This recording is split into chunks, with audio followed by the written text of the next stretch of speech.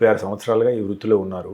గత 10 ఏళ్లలో జరిగిన అభివృద్ధి ఏంటి? వచ్చే 10 ఏళ్లలో ఈ రంగంలో జరిగే అభివృద్ధి గురించి చిన్నగా ఏమైనా చెప్పగలరు? అభివృద్ధి చాలా ఉందండి. 5 ఏళ్ల క్రితం మేము చదువుకున్నప్పుడు కిడ్నీలో చిన్న రాయి వచ్చినా సరే చాలా ఎక్కువ ఒక పొట్టంతా కట్ చేసి రాయిని బయటికి తీయాల్సి వచ్చేది. ఇప్పుడంతా ఎండోస్కోపిక్ సర్జరీస్ వచ్చేసాయి. కిడ్నీలో పెద్ద పెద్ద రాళ్ళని కూడా ఒక చిన్న రంధ్రం పెట్టేసి లేజర్తో బ్లాస్ట్ చేసేసి నెక్స్ట్ డే ఇంటికి పంపించే పరిస్థితులు వచ్చాయి. Lot of improvement. Next 10 years what your expectation ఉంటాయి? ఏది పెద్ద ఇప్పుడు మెయిన్గా మనకు వస్తుంది మా లేటెస్ట్ ఇది రోబోటిక్స్. ఓకే, రోబోటిక్స్తో అంటే రోబో లేక ముందు కూడా ఈ ఆపరేషన్ చేసేవారు.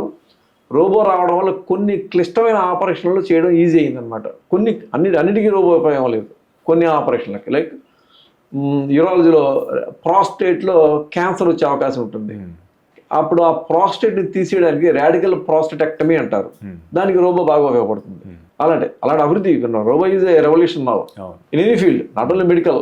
ఎక్కడైనా రోబోసే వస్తున్నాయి ఇప్పుడు. అది లేటెస్ట్ రెవల్యూషన్. ఇంకోటి లాప్రోస్కోపీ మొదలుపెట్టి 30 ఏళ్ళు అయింది. లాప్రోస్కోపీ అంటే కీహోల్ సర్జరీ అంటారు. పొట్టలోకి 2 రంధ్రాలు పెట్టి లోపల చూస్తూ చాలా రకాల ఆపరేషన్లు చేయొచ్చు. సో లాప్రోస్కోపీ అనేది బేసిక్గా ఉంది, 35 ఏళ్ళ నుంచి ఉంది. దాంట్లో advancements, latest equipment, latest cameras, latest TVs అంటే మానిటర్స్, వీటిలో అభివృద్ధి చాలా జరుగుతుంది. అంటే 3D టెక్నాలజీ.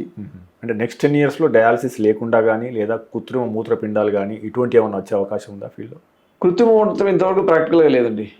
నో. అంటే ఒకటి పెరిటోనియల్ డయాలసిస్ అని చెప్పి ఒక టెక్నిక్ ఉంది. పేషెంట్ హాస్పిటల్ రాకుండా ట్రైనింగ్ ఇచ్చి ఇంటికి పంపిస్తాం. అది కొంచెం టీడీఎస్ ప్రొసీజర్. అంటే పొట్టలో పైప్ వేసి పెడతాం అనమాట. ఆ పైపులోకి సెలైన్ లాంటి ఒక ద్రవం ఎక్కించేసి కొంచెం పొట్టలో ఉండతా మళ్ళీ పైప్ కిందకి పెట్టి ఆ వాటర్ అంతా బయటకు వచ్చేట్టు చేసేయాలి. అప్పుడు రక్తంలో ఉండే మళ్ళీ పదార్థాలు కొంచెం బయటకు వెళ్ళిపోతూ ఉంటాయి. దాని అడ్వాంటేజ్ ఏంటంటే ఇప్పుడు సపోజ్ పేషెంట్ ఇది remote area where there is no facility, dialysis facility లేని ఏరియాలో ఉన్నప్పుడు పేషెంట్కి ట్రైనింగ్ ఇవ్వగలిగే పరిస్థితి ఉంటే, నేర్చుకునే శక్తి ఆయనకు ఉంటే కనుక అది చేసి పంపించవచ్చు. ఏదైనా ప్రాబ్లం వస్తే హాస్పిటల్ రావాలి, లేకపోతే లేదు. దాని it has got its own limitations but still possible. Other than human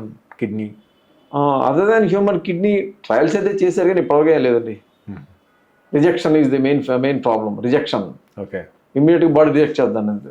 మీరు తీసుకునే అదే మందులు, అదే నాణ్యమైన మందులు, కానీ సగం ధరకే.